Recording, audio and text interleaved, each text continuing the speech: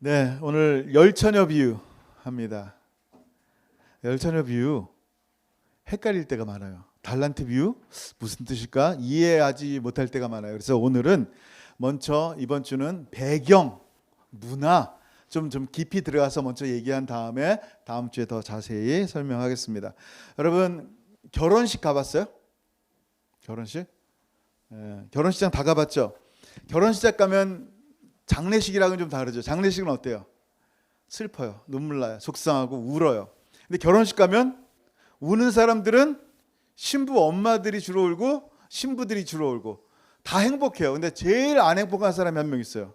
누구야? 신부 아빠. 신부 아빠만 이렇게 표정이 별로 이렇게 마음에 안 드는 표정으로 이렇게 앉아 있습니다. 뭐 다 행복하지만 그런 분위기 속에서 결혼식을 합니다. 제가 이제 결혼 주례도 하고 결혼식도 참석하고 보면 한국에서 하는 결혼식, 한국 이민자들이 캐나다에서 하는 결혼식, 원주민들이 하는 결혼식, 백인들이 하는 결혼식, 백인들도 다양한 문화 속에서 다른 결혼의 문화들이 너무나 다르더라고요. 좀 재밌어요. 그러니까 여러분 성경에서 나타난 결혼식에 대한 부분이 우리 현대 지금 결혼식과 매치해서 성경을 해석하다 보면 정말 주께서 말씀하신 그 근본 뜻들을 파악하지 못하고 자기 뜻으로 해석할 때가 많이 있어요. 그래서 오늘 좀 시간을 좀 할애해서 이 배경과 역사들을 좀 먼저 얘기한 다음에 하면서 같이 나누려고 합니다. 여러분 유대인들의 결혼 풍습이 어땠을까요? 유대인들의 결혼 풍습은 크게 세 단계로 나눠져요. 첫 번째 무슨 단계? 신랑과 신부가 서로 사랑하는 사이. 그건 한국식이고 캐나다식이고 여기 그 2000년 전에 유대 문화는 뭐였냐면요. 이 가정과 저 가정, 신랑 신부의 가정의 아버지들이 만남이 있어요. 상견례가 먼저 있는 거예요.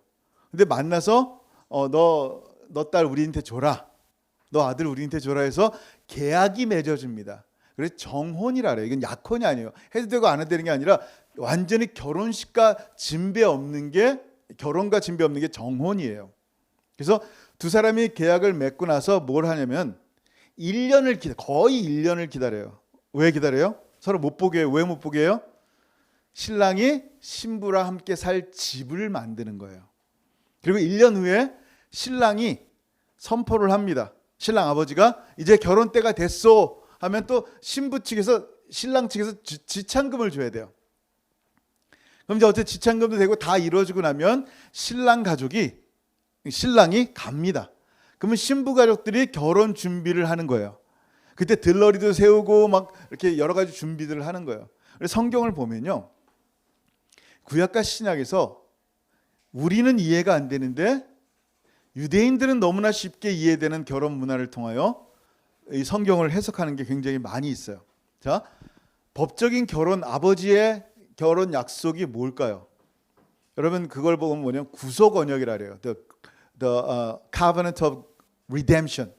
구속의 언약은 창세에 성부, 성자, 성령 하나님께서 우리를 구속하겠다는 하나님의 약속이 있는 거예요. 근데 행위 언약 가운데 우리가 그 행위를 못 지키니까 하나님의 은혜 언약이 들어가는데 그게 바로 예수 그리스도예요. 예수님께서 당신의 피로 랜섬, 지참금을 주시는 거예요. 모든 피로 그 신부를 사는데 그 신부가 누구예요? 교회예요. 이 건물이 교회가 아니라 여러분이 바로 그리스도의 신부인 교회라는 거예요. 그 교회를 데려오기 위해서 주님께서 뭐라 그랬어요? 내가 처소를 예비하러 가노니 그런 거예요. 당신의 피로 그 지참금을 내신 주님께서 승천하셔서 처소를 예비한 다음에 다시 오겠다라고 하는 게 지금 우리 기다리는 시기란 말이에요. 한번 같이 읽어볼까요? 요한복음 14장 2절 시작. 내 아버지 집에 거할 곳이 많도다. 그렇지 않으면 너희에게 일렀으리라.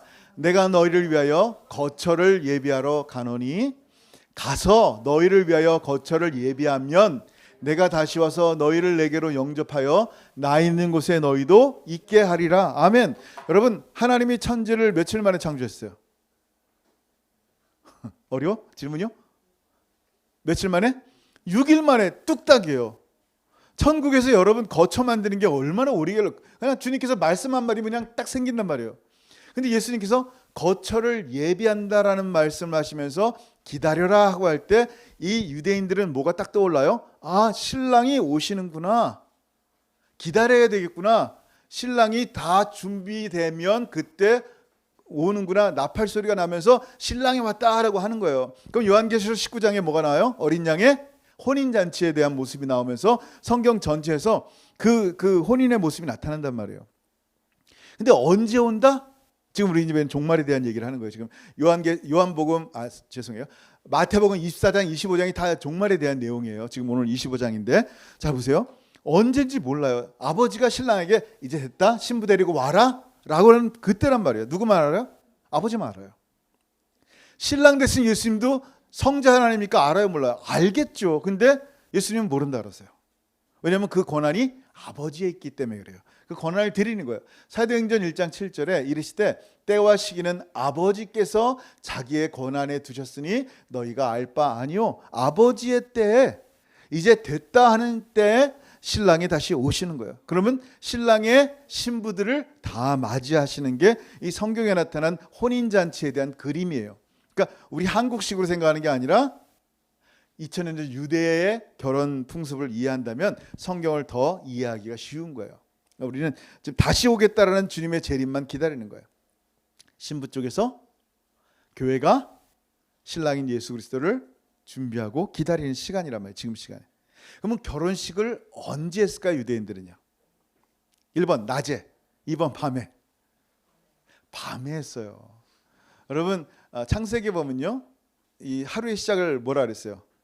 저녁이 되고 아침이 되니 하면서 저녁을 시작으로 해요. 근데 저녁을 시작으로 하기 때문에 저녁에도 결혼식을 하지만 보통 팔레스타인 지역이 너무 더워요. 제가 이제 태국을 갔더니 정말 예전에 우리 6월 달인가 8월 달인가 45도 막 된 적이 있었잖아요. 밖에 나오면 그냥 녹아요. 그때 제가 좀 걸어 다녔어야 되는데 그러면 이 지방이 싹 녹을 텐데 그 생각을 못 했어요. 이렇게 정말 녹을 정도로 뜨거운 거예요. 예전에 한번 태국에 갔는데 너무 뜨거운 거예요. 뜨거워도 이렇게 뜨겁나 할 정도로 숨이 쉬어지지가 않은 거예요. 근데 이제 세븐일레븐 딱 들어가면 숨이 쉬어져요. 거기는 에어컨이 있으니까. 그 정도로 더운 거예요. 그래서 저녁 선선할 때 결혼식을 합니다. 여러분 잘 들으세요. 그때 신랑이 온다라는 소식을 듣고 신부 측에서는 누구를 예비하냐면 들러리들을 예비하면 신부 들러리. 그러면 신부 들러리가 해야 될 일이 뭘까요? 신부보다 더 이쁘게 화장하고 옷 입는 거? 아니에요. 그 민폐라 그러죠. 뭐예요? 신부 들러리들이 할 일은 딱 한 가지예요. 그 당시에 지금처럼 이 가로등이 있어요, 없어요? 없어요. 이 만약에 달빛이 구름에 가리면 깜깜했어요. 그러니까 뭐가 필요할까요? 신랑을 맞이하고 신부를 맞이할 때 등이 필요한 거예요. 밝히 비춰줄. 그래서 신랑과 신부를 밝혀줄 그 등이 꺼지거나 없으면 그건 신랑 신부에 대한 모욕으로 취급해요. 굉장히 중요한 거예요. 들러리가 뭐 하냐? 등 들고 있는 거예요. 등 들고 있는 거. 자, 잘 들으세요. 오늘 본문이 이렇게 시작해요. 같이 한번 읽어봅니다. 시작. 그때 천국은 마치 등을 들고 신랑을 맞으러 나간 열처녀와 같다 하리니. 아멘. 주님께서 천국을 설명하시면서 이 10명의 들러리의 모습을 설명하세요. 그냥 읽으면 그냥 열처녀가 신부인가? 그 신랑이 10명의 신부를 맞아요. 막 이렇게 생각할 수 있는데 그게 아니에요. 이 배경들을 좀 이해하라는 얘기예요. 자, 중요한 거는 처음부터 그때라는 말이 뭘까요? 지금은 우리가 성경책을 볼 때 chapter와 verses가 있어요. 장과 절이 있어요. 예, 25장 1절 피세요. 25장 4절이에요. 이렇게 할 수 있단 말이에요. 근데 처음에 성경을 기록할 때는 이사야가 1장 1절에 이렇게 쓰지 않았단 말이에요. 그냥 쓴 거예요. 사도 바울이 서신 썼을 때 몇 장 몇 절이 이게 없어요. 그냥 쓴 거예요. 옛날에는 스크롤로 돼 있잖아요. 이렇게 두루마리로 돼 있단 말이에요. 그러니까 몇 장 몇 절이 구별이 없으니까 이해하기가 쉬운데 근데 찾기가 어려운 거예요. 회당에서 만약에 회당장이 자 오늘 에레미야 2장 8절을 찾습니다. 그러면 두 번을 쫙 넘겨서 8번째 뭐 이렇게 찾기 어렵단 말이에요. 굉장히 힘든 거야. 그래서 장절이 인쇄의 발달로 말미암아 장절이 생긴단 말이에요. 근데 장절이 우리에게 굉장히 유익을 주지만 이 장절 때문에 그 앞뒤의 이 관계를 이해 못할 때가 너무 많아요.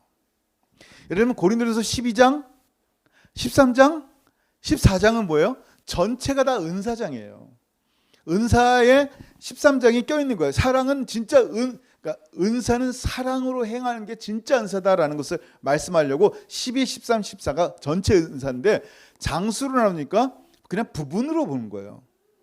자, 다시 얘기합니다. 그러면 마태복음 24장에서 어떤 일이 있었냐라는 거예요. 25장과 지금 연결된다는 얘기예요.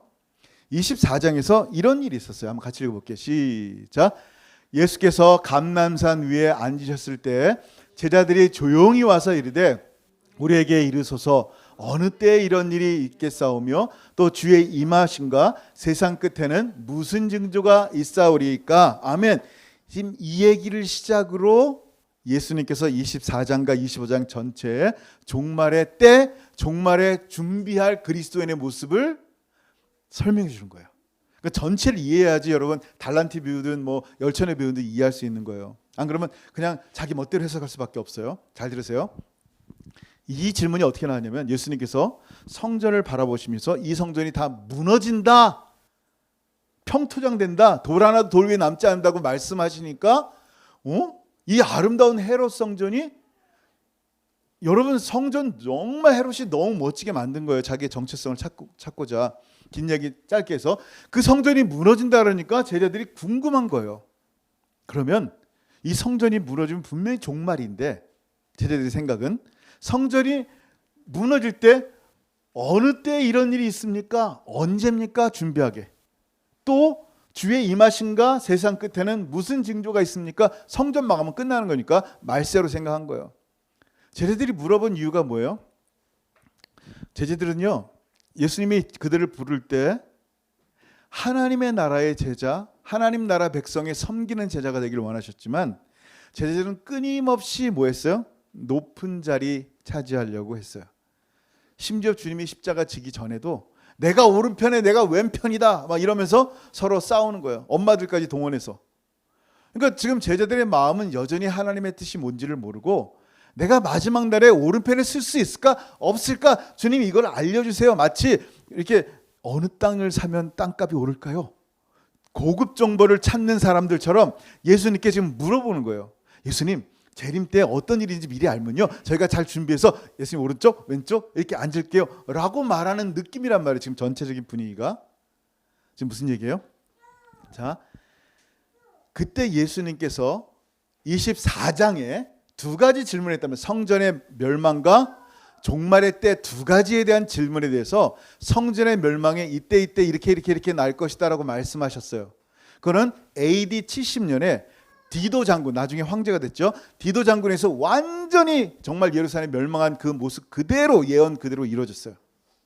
그리고 나서 우리가 관심 있는 것은, 이미 끝난 일이니까 그거는 관심 있는 것은 주의 임하심과 세상 끝에 대한 내용이 그 뒤에 나와요. 24장을 하반절에 보시면 뭐가 나냐면 주님께서 너무나 중요한 얘기를 하시는 거예요. 하나는 들림받고 하나는 남겨지는 모습을 얘기하시면서 무슨 얘기를 하시냐면은 지혜로운 청지기 같은 사람, 충성되이 주의 말씀과 주의 자녀들에게 공급할 수 있는 청지기들을 얘기하시면서 한 청지기는 게을러서 주님 더디 오시겠지 하면서 마음껏 자기 인생을 살다가 망하는 거예요.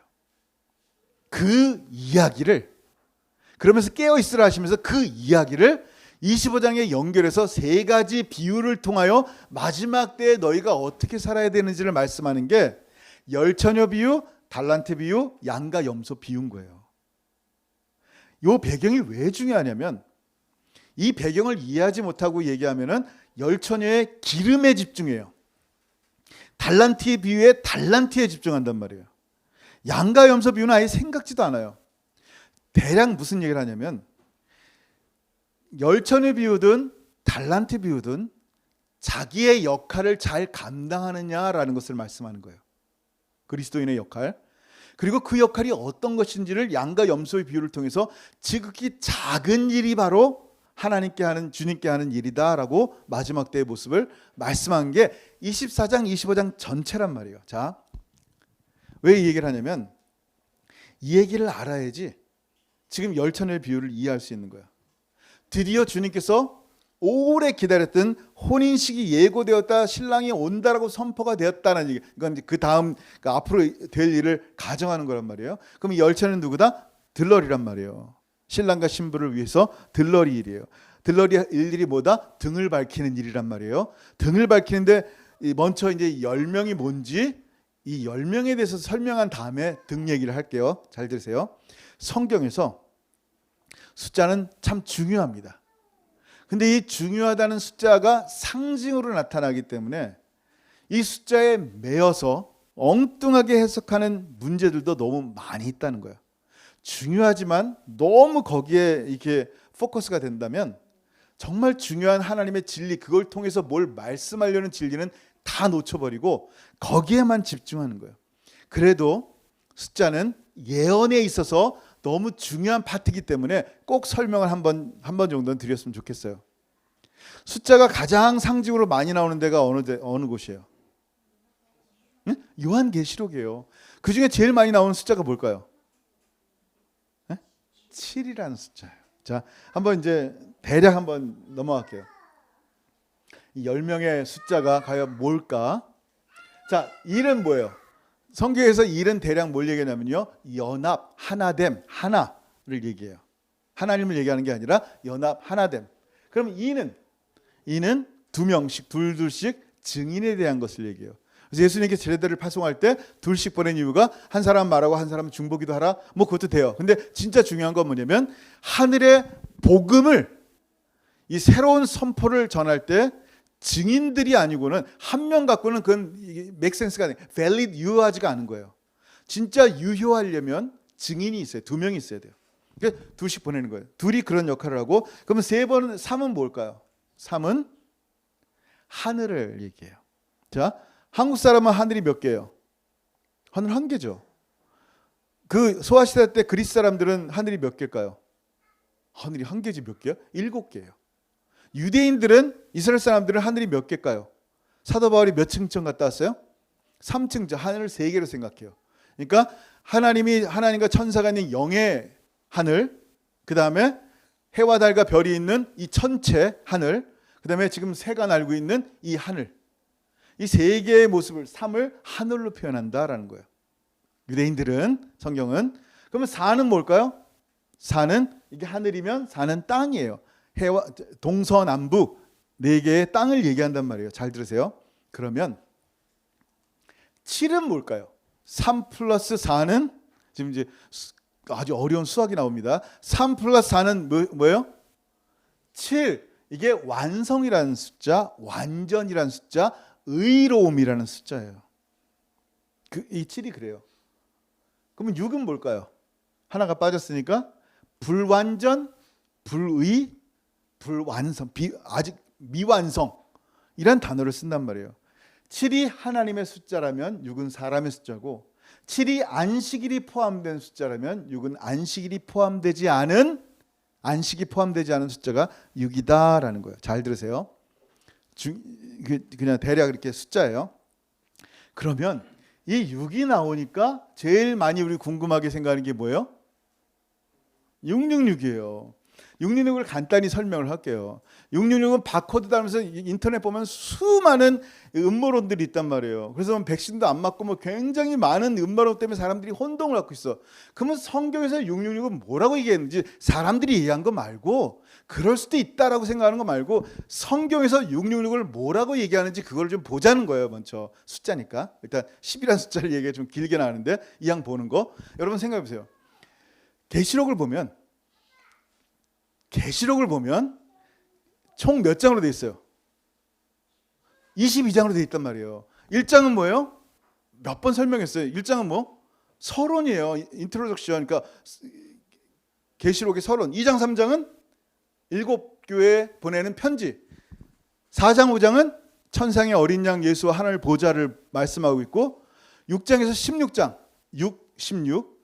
6장에서 16장은 뭐냐면 7인, 7나팔, 막간 혹은 7사인, 표적. 그리고 이 표적에는 항상 뭐가 들어간다 그랬어요? 이적도 들어간다 그랬어요. 그리고 마지막 7대접이 6장에서 16장까지 들어있단 말이에요. 그리고 그러면 17, 18장은 뭐예요? 바벨론의 멸망. 19장, 20장은 뭐예요? 예수 그리스도의 승리, 다시 오시는 예수님의 승리. 21장, 22장은 새하늘과 새 땅, 새 예루살렘, 요한계시록 전체를 말씀한다라는 거예요. 자, 그러면 7개의 표적 중 6장에서 16장까지 7개의 표적 중 막간이란 건 뭐냐면 7개인 7개 나팔을 설명해 주는 거예요. 혹은 그 사이에 있었던 일들을 말한다라고 그래요. 그것 중에 하나가 뭐냐면 13장 666을 설명하는 거예요. 지금 666이 담겨있는 요한계시록 13장에 뭐가 나오냐면 거기 용이 등장하는데 용은 뭐냐면요, 옛 뱀 마귀라 그랬어요. 성경에서 분명히 뭐라 그랬어요? 마귀다. 그러면 용은 마귀예요. 사단이라면 사단, 옛뱀 사단. 근데 그 사단인데 그 사단이 누구에게 권세를 부여하는 거예요. 자기처럼. 그 권세를 부여한 자가 누구냐면 계시록 13장에 나오는 거예요. 바다에서 한 짐승이 올라오는데 신기하게 생겼어요. 짐승이 머리가 7개야. 그리고 뿔이 10개고 그 뿔 위에 왕관이 있어. 왕처럼. 그 짐승에게 용이 권세를 부여해요. 그 짐승은 사단이 아니에요. 사단은 용이에요. 사단이 그 짐승에게 권세를 부여해서 마치 하나님처럼 모든 권세를 누리는 거야. 이 땅에서. 그리고 좀 있다 보니까 또 다른 사인이 보이는데 7개 사인 중에 막간에 나오는 거예요. 뭐가 보이냐면 땅에서도 짐승이 하나 올라오는데 그 짐승은 어린 양 같은데 생긴 거는 마른 용처럼 해. 마른 마귀처럼 한다는 얘기예요. 사단처럼. 근데 이 땅에서 올라온 짐승은 이 바다에서 올라온 짐승을 찬양하도록 사람들에게 얘기하는 거예요. 기적과 이적을 행해요. 그럼 이 땅에서 올라온 어린 양처럼 생겼지만 용의 말을 하는 적그리스도 과연 누굴까라는 게 13장 마지막에 그 이름을 이름을 바코드라는 어떤 명체, 어떤 형태가 아니라 이름을 설명하고 있는데 그의 이름이 666이다라고 하는 거예요. 사람의 숫자. 근데 히브리어를 보면요, A, B, C, D, E, F, G 이렇게 그 A라면 A, B라면 B 어떤 단어들의 숫자의 넘버가 있어요. 우리 숫자는 하나, 둘, 셋, 넷. 아라비아 숫자를 하나, 둘, 셋, 넷 하잖아요. 그러니까 하나, 둘, 셋, 넷이라는 단어가 없으니까 어떤 말을 통하여 그 숫자를 표현한단 말이에요. 그 666이란 숫자가 한 단어 하나의 어떤 이름이 남겨 있는데 이 상징적으로 그 당시 사람들, 고난받고 도미티안 황제인데 핍박받는 그 사람들에게 있어서 이 666이 뭔지를 너무나 쉽게 알 수 있는데 그게 뭐냐면 뭐예요? 네로 가이사예요. 그 이름을 합하니까 666이 된단 말이에요. 자, 잘 들어보세요. 이 666에 속해 있는 사람들을 모아 아니면 인을 맞아요. 머리와 그러니까 이마와 손에 인을 맞는데 인이란 게 뭐냐면요. 지난주에도 얘기했듯이 유대인들은 농경 문화가 아니라 목축 문화란 말이에요. 목축 문화면 어떻게 해야 돼요? 그 목축이 그 양이 내 건지 어떻게 인을 찍어요. 인이란 단어는 유대인들에게 뭐예요? 소유예요, 소유. 요즘 뭐 태투 해가지고 멋이지만 옛날에 인을 찍었다라는 얘기는 뭐냐면 소유, 누구의 것이라는 거란 말이에요. 그래서 이 헤롯이래. 그 네로 혹은 로마 황제에게 속해서 그를 나의 주님이다라고 고백하는 그룹이 있고, 바로 그 다음 절이 14장 1절인데 그 다음 절에서 나오는 게 누구냐면 수많은 무리가 나와요. 14만 4천 명의 무리가 나오는데 14만 4천 명의 무리는 그 손과 이마에 하나님의 인을 맞은 사람이에요. 그러니까 13장 14장을 만약에 장으로 보면 이걸 모르는데 이걸 합해버리면, 그러니까 같은 연결로 보면 지금 짐승의 인을 맞은 사람과 하나님의 인을 맞은 사람 두 부류를 바로 대조시키는 거예요. 그래서 그 인이 뭔가 하나님께 속한 사람과 짐승에게 속한 사람의 모습으로 표현하고 있는데 그 짐승이 뭐다? 예수가 아닌 적그리스도를 주로 믿는 사람들을 얘기하는 거야. 그러면 14만 4천이 뭐예요? 자, 보세요. 12는 뭘 상징해요? 12? 12 사도 12지파 뭘 상징하냐면요, 하나님의 백성을 상징해요. 12 더하면 24지파 24 장로 24장로 이렇게 표현들 하잖아요. 이게 하나님의 백성들을 얘기한 거란 말이에요. 그러면 14만 4천은 뭐예요? 바로 14장에 14만 4천 명이 있는데 수많은 무리를 얘기하는 거예요. 자, 14만 4천 명만 구원받는 얘기가 아니에요. 계속 상징으로 놨단 말이에요. 계속 상징으로 이해하다가 여기 와서는 문자로 해석한다? 이거 진짜 어리석은 거예요. 이건 뭐예요? 12 구약과 12 신약의 하나님의 백성들을 얘기해요. 12 곱하기 12 곱하기 많다 1000, 12 곱하기 12 곱하기 1000 하는 게 14만 4천이에요. 그러니까 거기도 계시록 14장인데 얘기해 수많은 사람들 얘기할 때 14만 4천을 얘기하는 거예요. 수많은 무리들. 우리가 셀 수 없는, 우리는 몇만 명, 수십만 명 이렇게 얘기하잖아요. 유대인들은 1000이 제일 많은 거예요. 그러니까 사울은 천천히요 많다는 얘기예요. 많이 죽였다. 근데 천보다 더 많은 다윗은 만만이다 그런 거야. 보통 많다 그럴 땐 1000인데 이거 시기가 나죠, 사울이. Anyway, 자 무슨 얘기예요? 이렇게 표현들을 하고 있단 말이에요. 이렇게 표현하는데 그러면 이 10이란 숫자는 뭘까? 10이란 숫자 역시 완전이란 숫자야. 그래서 사내들인 공의회가 보통 70인, 72인이 모인단 말이에요. 근데 몇 명이 최소 인원이 모여야지 회의가 진행될까요? 항상 70명 다 올 수 없잖아요. 몇 명이 모여야지 회의가 진행된다? 정적 최소한 10명이에요. 최소한. 들러리 수를 몇 명을 하냐면 결혼식과 장례식 때 들러리의 숫자를 몇 명씩 하냐면 결혼식 때 10명이에요. 완전한 수. 최소한 10명이 필요한 거예요. 최소한. 그래야 들러리가 되는 거예요. 자, 이렇게 완전한 10명의 처녀, 우리 하나님의 백성들, 완전한 백성들을 얘기하면서 갑자기 여기서 반으로 쪼개지는 거예요. 교회 안에 완전한 하나님의 신부들 가운데 알곡 가운데 가라지가 있다라고 얘기하는 거예요. 양들 가운데 염소가 있다라고 얘기하는 거예요. 이게 가슴 아픈 일이에요. 주님 뭐라고 얘기하시냐면요, 그 중에 5은 미련하고 5은 슬기 있는 자다. 이 5명은 뭐 더 이쁘고 더 똑똑하고 좋은 대학 나오고 이게 아니에요. 이들의 구별은 딱 한 가지예요. 얼마나 뭐 잘생겼냐, 못생겼냐, 얼마나 돈이 많냐, 얼마나 가진 게 뭐 이렇게 배운 게 많냐, 이게 아니에요. 그 차이는 뭐다? 네? 미련한 5명의 차이는 뭐다고요? 같이 읽어봅니다. 시작. 미련한 자들은 등을 가지되 기름을 가지지 아니하고, 아멘. 그럼 슬기 있는 자들은, 시작. 슬기 있는 자들은 그릇에 기름을 담아 등과 함께 가져갔더니, 이게 뭐예요? 등은 똑같아. 등 안에 기름이 있어요. 언제 올지 모르지만 같이 저녁을 보낼 수 있어요. 근데 더 늦게 올 수 있단 말이에요. 새벽 2, 3시에 올 수 있단 말이에요. 신랑이.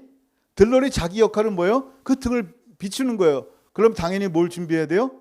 엑스트라 오일을 준비해야 된단 말이에요. 따로 담아가야 된단 말이에요. 언제 올지 모르니까. 이걸 지혜로운 사람이라고 해요. 얼마나 배웠냐가 아니에요. 미련한 사람은 뭐라고요? 그냥 등만 가져가는 거예요. 어떻게 되겠지, 뭐 금방 오시겠지 라고 생각한다라는 거예요. 그러면 자, 이 기름이 뭐냐라는 거예요. 좀 어렵 수도 있어요. 근데 좀 배경을 이해한 다음에 우리 다음 주에 자세히 보자는 거예요. 자, 그러면 기름이 뭐냐? 기름은 뭐냐면요, 보통 성령을 상징해요. 보통. 그래서 기름을 붓다라는 게 왕과 제사장과 선지자에게 기름을 부어서 하나님의 역할을 감당케 하신단 말이에요. 그래서 히브리어로 기름을 붓다라는 동사가 마사라는 단어를 쓰는데, 메시아가 여기서 나오는 거예요. 기름 부음 받은 자가 메시아 그리스도란 말이에요. 그러니까 헬라어로는 뭐냐면 크리오, 기름을 붓다라는 게 크리오인데 여기서 크라이스트가 나온단 말이에요. 그게 기름 부음이란 뜻이에요. 그러면 궁금한 게 있잖아요. 그럼 모든 기름은 다 크리오고 마산가? 아니다라는 거예요. 그럼 빵 굴 때 기름은? 빵 굴 때 올리브 기름 쓰잖아요. 그 기름은 무슨, 그 기름도 크리오고 그 기름도 마사요? 아니란 말이에요. 그 기름은 히브리어로는 세먼이라고 쓰고 헬라어로는 뭐 쓰냐면 알레이포, 기름을 붓다, 엘라이온, 기름이라는 단어를 쓴단 말이에요. 뭐가? 기름이란 단어가. 자, 영적인 의미 있을 때는 마사와 크리오를 쓰지만 우리가 일반적인 그냥 기름은 이 엘라이언 단어를 쓴단 말이에요. 병자에게 기름을 바른다든지 빵을 굽는다든지 이런 기름들 그냥 물리적인 기름이란 말이에요. 여러분 예전에 창세기 할 때 얘기했잖아요. 어둠이 땅이 혼돈하고 어둠 가운데 있다. 그 어둠이 뭐라 그랬어요? 다 영적으로 해석하는 사람들은요, 이 어둠 가운데 마귀가 장악했다 이게 아니에요. 그는 호셰크라는 히브리어 단어가 뭐냐면 그냥 물리적으로 어둠이라 그랬잖아요. 밤에 깜깜한 그 상태, 어둠이에요. 그냥 물리적인 어둠. 기름도 마찬가지예요. 주님께서 비유를 말씀하실 때 잘 들으세요. 비유를 말씀하실 때 우리가 잘 이해해야 되지 않는 상징들, 꼭 설명할 필요가 있는 것들은 설명해 주세요. 씨 뿌리는 비유에서 씨는 말씀이다, 새는 마귀다, 뭐 이런 식으로 설명해 주신단 말이에요. 그 상징에 대한 내용들을. 근데 굳이 그 상징에 대한 내용들을 설명하지 않고 주님께서 맨 마지막에 필요한 말씀들을 딱 주실 때가 있어요. 그 상징 하나하나가 중요한 게 아니기 때문에 그런 거예요. 주님께서 오늘 열처녀의 비유 가운데 중요하게 말씀하고 싶은 것이 뭐냐면 이거예요. 이게 마지막 절이에요. 열처녀 비유에 같이 읽습니다. 시작. 그런즉 깨어 있으라. 너희는 그 날과 그 때를 알지 못하느니라. 아멘. 이게 언제 나온 거예요? 24장 마지막에 설명하는 내용들을 또 비유를 통해 또 설명하는 거예요. 뭐예요? 깨어 있으라라는 거예요. 달란트 비유에도 마찬가지고 양과 염소도 마찬가지예요. 흘러가야 돼 이렇게 얘기가. 자, 그러면 깨어 있으라라는 게 메인 포인트다라는 거예요. 무슨 기름을 준비할까? 기름은 성령이다. 물론 성령이에요. 성령 없이는 안 돼요. 근데 여기서 주님께서 말씀하시는 것은 성령 받아라, 성령 충만하라가 아니에요. 저는 누구보다 여러분에게 성령 받으라, 성령 충만을 하라고 싶어요. 근데 이 본문에서 말씀하는 건 그냥 기름이에요. 등을 밝히기 위한 기름을 너는 준비하고 있냐, 안 했냐, 깨어 있냐, 안 깨어 있냐, 그걸 말씀하는 거란 말이에요. 그러면 깨어 있다는 얘기는 잠자지 말라는 얘기 아니에요. Keep awake. No. 우리가 어떻게 keep awake예요? 항상 어떻게 잠 안 자고 있어요? 그럴 수가 없단 말이에요. 깨어 있으라는 얘기는 keep watch. 항상 주님이 언제 오실지 모르니까 준비하라라는 거예요. 뭐를? 여분의 통에 기름을. 그게 뭐예요? 자기의 역할과 직무를 다하는 거예요. 달란트 비유처럼. 똑같은 내용이에요. 달란트 비유도. 땅에 묻지 말고 그 일을 다 하라라는 거예요. 이 미련한 5명의 처녀가 하지 못한 게 뭐예요? 자기 역할을 감당하지 못한 거예요. 이게 얼마나 미련하고 얼마나 못된 건지 아세요? 한국 사람들은 다, 남자들은 군대 갔다 왔잖아요. 군대 가서 훈련 받고 나면요, 뭘 주냐면 총을 줘요. 그건 총기 번호부터 외워야 돼. 군번 총기 번호 그걸 다 외워야 돼요. 그리고 총 쓰는 법, 총을 해체하는 법, 총을 닦는 법, 총을 어떻게 쏘는지 다 배워요. 그리고 달리기 할 때마다 빈 총, 총알이 없는 빈 총을 들러매고 막 달리기 하고 총을 너무나 중요하게 생각하는 거예요. 총 한번 떨어뜨렸다가는 그냥 영창 가는 사람도 있어요. 총을 그렇게 중요하게 여긴단 말이에요.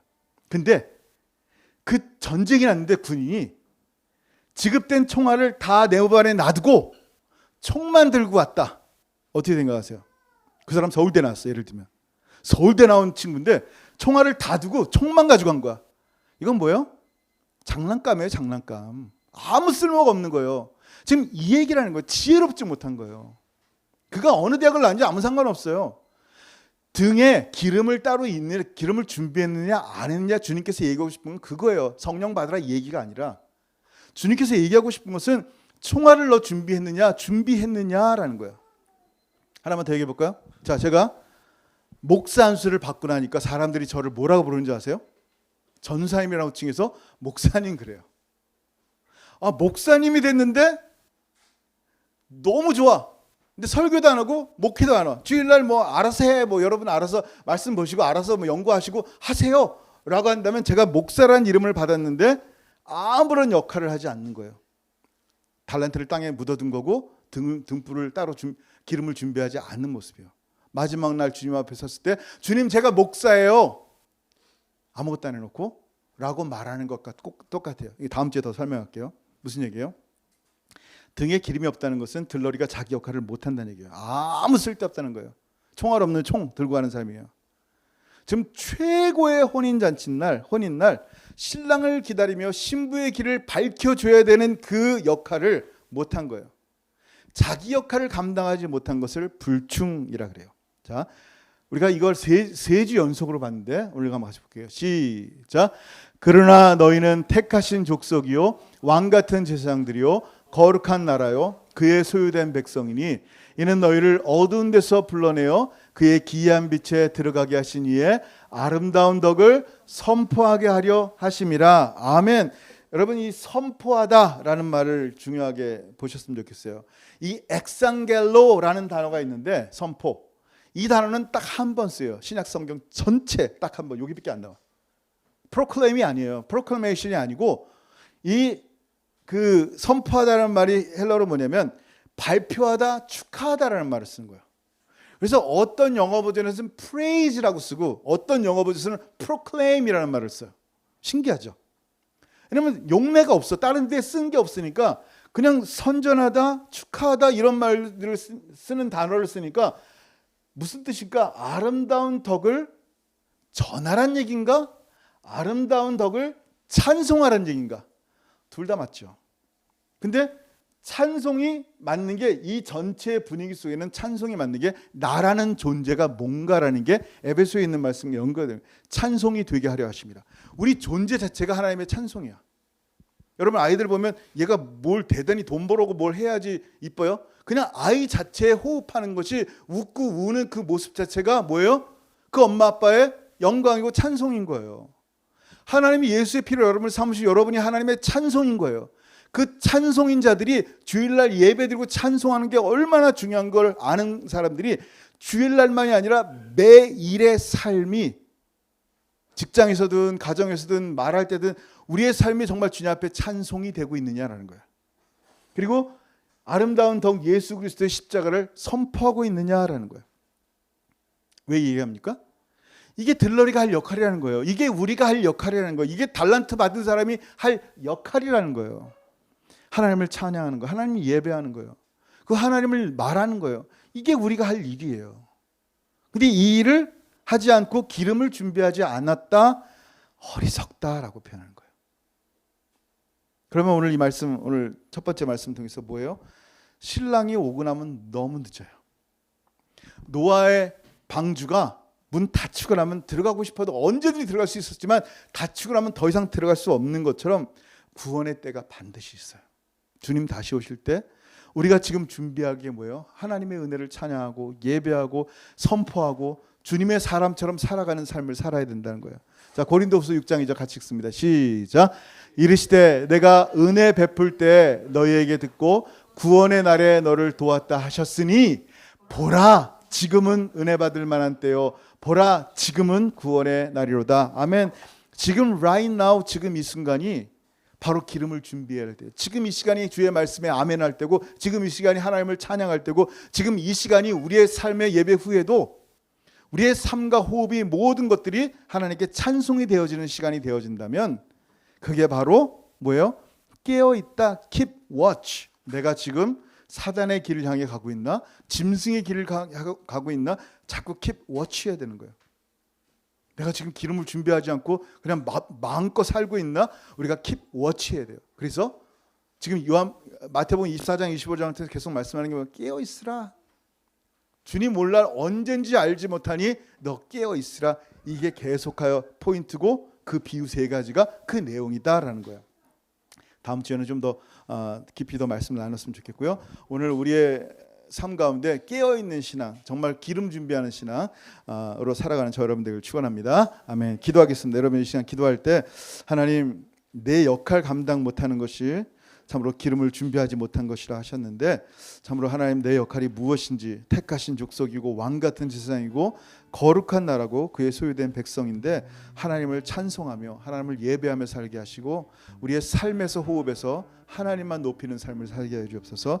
오늘 말씀이 내 삶에 정말 기름 부음이 되게 하셔서 이 크리오가 이 엘라이언과 함께 우리의 삶에 정말 주의 은혜가 충만히 넘치는 삶 되게 하옵소서. 오늘 말씀을 생각하면서 같이 기도하고 마치겠습니다. 기도합니다. 하늘 아버지 은혜를 감사합니다. 하나님 오늘 말씀을 통하여 열천의 비유를 나눴습니다. 아버지의 말씀이 주시는 깊은 의미를 뜻을 깨달을 수 있도록 도와주시고 우리를 안찬이처럼 기름을 준비하지 못한 자 되지 않게 없어서 자기의 역할을 감당하지 못하고 등을 밝히지 못하는 참 어리석은 자 되지 않게 없어서 주님 다시 오실 날이 멀지 않았는데 깨어있게 하시고 정말 킵워치하여서 내가 지금 세상의 길로 가고 있는지 하나님을 찬양하고 있는지 세상을 찬양하는지 하나님께 영광을 돌리는지 계속하여 나의 마음의 눈이 주님을 향해 있게 하나님 붙잡아주시고 주님 다시 오실 날 칭찬 듣는 그런 지혜로운 하나님의 사람들 될 수 있도록 은혜 베풀어 주옵소서. 오늘 말씀이 우리 가운데 참으로 진실로 지속 충만하게 닿기 원합니다. 역사하시고 동행하여 주옵소서. 하늘아버지 은혜를 감사합니다. 마지막 시대를 당한 우리가 주님의 말씀을 따라 깨어있기를 원하는데 이 열천의 비유를 이 배경들 상황들을 설명했습니다. 그 문화 배경 가운데 주시는 은혜들을 또 다시 한번 알게 하시고 참으로 기름을 준비한다는 것이 그리스도인의 역할을 잘 감당하는 것임을 알게 하셔서 등불이 되라가 아니라 너는 이미 세상의 빛이다 라고 말씀하신 주의 말씀 따라서 잘 비치게 하시고 소금 역할 감당케 하시고 그리스도인의 모습대로 하나님을 영원토록 찬양하며 살아가는 우리가 되게 하여 주옵소서. 이제는 우리 주 예수 그리스도의 크신 은혜와 아버지 하나님의 다함이 없으신 사랑하심과 성령 하나님의 교통하심과 교제하심이 오늘 말씀을 통하여 기름을 준비하며 들러리의 역할을 잘 감당하듯이 하나님께 주신 소중한 그리스도인의 직분 예수 영원토록 찬양하며 예배하며 그 이름 선포하는 그 일을 잘 감당하기를 소원하는 사랑하는 모든 성도들 머리 위에 이제로부터 영원토록 함께 있을지어다. 아멘.